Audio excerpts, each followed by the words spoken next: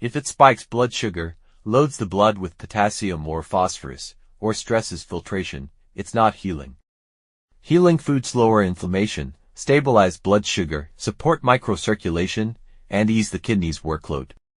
You don't heal kidneys by eating random healthy foods.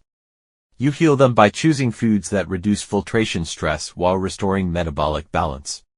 That's exactly what we teach inside the Kidney Disease Solution, a complete roadmap showing you how to eat, drink, and supplement to lower creatinine and boost GFR naturally. Tap the link in bio to start your recovery journey today before your kidneys get worse.